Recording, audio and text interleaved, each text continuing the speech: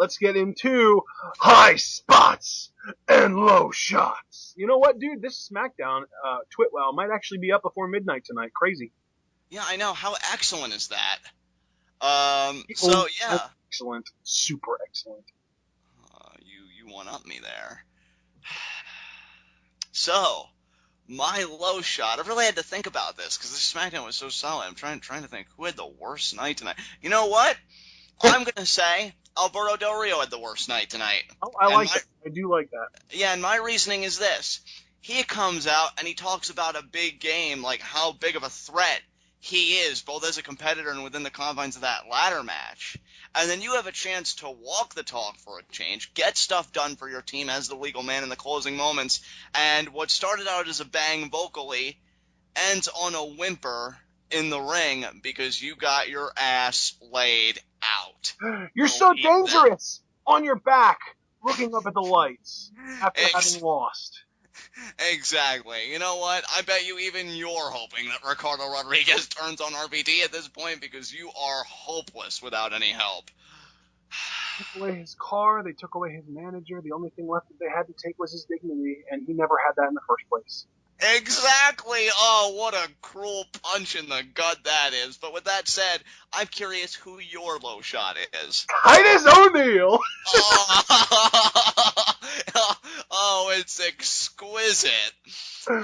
You don't even need any exposition. I mean, honestly, Titus O'Neil could win the United States Championship, and if you still picked him as a low shot, I would agree with it because it's Titus O'Neil. So, here's the thing. I have been unable to stand Titus O'Neil since he stole my idea for his catchphrase. Do you remember that? I actually don't remember that. Okay, the first night he was on NXT, he said something about make it a win, and it made no sense, and it was really stupid. And I tweeted him, hey man, pick yourself up. Make it a win sounds like a pretty cool catchphrase. And he started using it without giving me credit, the doucher. You don't do that. Intellectual property is to be respected. Well, yeah. But at the end of the day, I haven't liked Titus O'Neil since FCW because he's never been any good, and he still hasn't really improved in the ring. Yeah, he's, I mean, even Michael Cole, when he was just crapping all over, I guess, the NXT redemption season because he was still in his heel phase, it's like, well, he's been here all these weeks, and he still doesn't know how to cut a promo. He's been here all these years, and tonight he proved that still he doesn't know how to cut a promo. He jumbled his words, he just couldn't speak correctly tonight. He had a rough time again. Oh, Titus, if I didn't want to... Somebody who's supposed to be a motivational speaker, I really don't know how he gets through one of his sessions without just shooting himself in the head. Titus, if I didn't feel like the time that we spend on here together, me and Ashton on this podcast was so precious, I would literally spell out hopeless to your face and then in that same breath laugh in it. So, with that said, I don't know, could we have been any more visceral to Titus O'Neil? I don't think so. But, bring back D Young. Yeah, really, bring back D Young. Actually, I think he's injured, so... Just fire. Again, it comes back to 2 out of 11 were white Americans. Let's make it 2 out of 12 and get rid of Titus too. Yeah, let's do it, man. And really that's honestly because I don't see any upside. I don't even think you could give him a mouthpiece, maybe with the exception if Abraham Washington was still around, maybe. You know what's really sad, dude? To me, Titus O'Neil's ceiling is Ezekiel Jackson. I'm not even going to respond to that. I'm just going to go straight to because that was perfect. I'm going to go into my high spot. And, man, you know what, dude? This is totally, I'm not going to deny that it's biased, but I don't care because I loved what he did tonight. And I don't even really think Cesaro? I talked about it too much. No, Bray Wyatt. Oh, okay. Because he cut a brilliant promo, which I don't know if we talked about it too much, so I'll talk about it here. Pretty much saying, human nature, it fascinates me.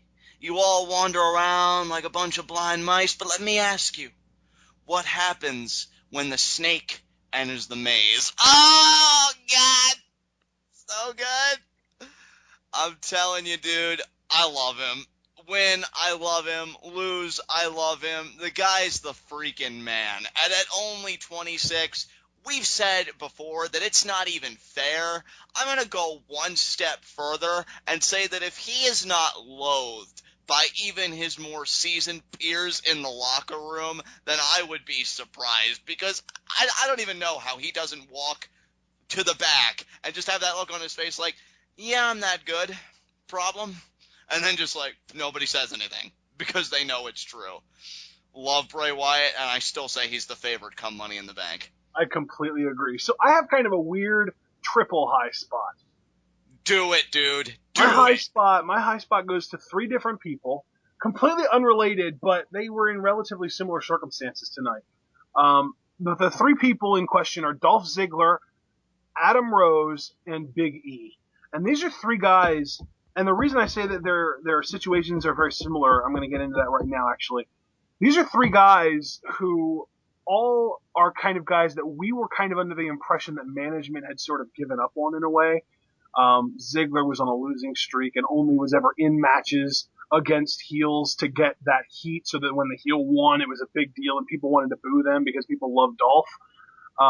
Big E was somebody who had recently lost the Intercontinental Championship and everyone kind of thought was going to just kind of fade into irrelevance. Adam Rose is somebody who wasn't even on Raw either this week or last week. I don't remember exactly when it was. Hasn't been really getting too much time. They kind of went from giving him a good-sized push/feature to not really doing anything. And now it's like all 3 of them really stepped up tonight. Big E and Adam Rose got their squash matches, basically. I won't go as far as to say they were legit squashes, although Adam Rose's pretty much was, and he did it twice. But Big E pretty much squashed Jack Swagger, and Dolph came up with, to me, the upset of the week when he flat out cleanly pinned Bad News Barrett. To me, that's huge. That's the Intercontinental Champion. Exactly. Dude, I think your reasoning was perfect. I can't even add anything to it. I think it would be insulting to even try.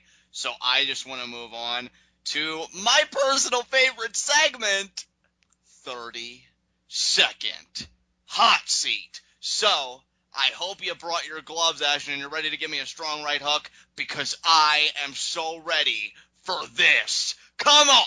Come at me. This strong right hook is coming from your opponent, but I am more like your manager sitting in the corner waiting to douse your head with cold ice water and put a lemon in your mouth, because I'm here to support you. I'm here to give you a little bit of a softball. Your 30-second hot seat is really more like a 30-second comfortable, cozy, easy boy chair, because it's an opinion-based question. Okay, I'm good at those. Over the course of the next 10 days, you and I are going to be watching 2 different pay-per-views, ROH Best in the World and WWE Money in the Bank. Now remember how you felt last time I asked you this question when I involved a Chikara and an NXT pay-per-view, and you just defaulted straight to the WWE. And taking that into account, what show are you looking most forward to out of those 2 shows? And which match from each show are you looking most forward to? And of those 2 matches, which one are you looking forward to more overall? You have 30 seconds. Your time starts. Wait for it. Wait for it. Wait for it. Now. Okay, the match I'm looking forward to most at Money in the Bank would be the World Title ladder match. The match I'm looking forward to most at the ROH event, I would say it would be the Briscoes versus Matt Hardy and Mike Bennett, because I just love their promo work. Between those 2 matches, I have to say that I'm looking forward to the World Title ladder match most, simply because there's a greater sense of familiarity with all of the participants. Therefore, there's a greater emotional investment, which therefore means just a greater enjoyment overall. So I take it then you're looking forward to Money in the Bank more. Yeah, because see, for me, dude, it's not even about like me trying to diss ROH or anything, but I've watched WWE for 11 years, and there is just such a profound sense of familiarity there. Yep. So I am always going to defer to where I am familiar. You know what's crazy? What's that? You've been watching the WWE for about as long as TNA and ROH have existed. Wow. That's crazy, dude. But yeah, I just, if I ever develop that same sense of intimacy with ROH or any of the other brands that you and I check out, which I love doing, by the way, because it never hurts to check out an alternative. I mean, hell, we open up our minds to TNA, for God's sakes, and that's something that has paid off. Consistently let us down. Exactly, pretty much. And yeah, but ROH didn't disappoint me with the first show we watched. Chikara, I loved. I loved their style, their presentation with all the colorful characters. I think you had a brilliant point when you said that if they got an action figure line or something like that, kids would eat that up. If they got like a web show or something like that with all their characters, that'd be I think it would amazing. be So perfect if they got a cartoon deal on Cartoon Network. I agree. And you know what? Cartoon Network could really benefit from it too because, yeah, their programming's gone way down. But that aside, that was SmackDown. This was TWitWoW, the best wrestling podcast made for wrestling fans, by wrestling fans, on the web today. I'm John. That's my cohort and commentary action. And in case you forgot, we are the Tweet-Off Tag Team Champions. That never gets old. And be sure to comment and subscribe on YouTube.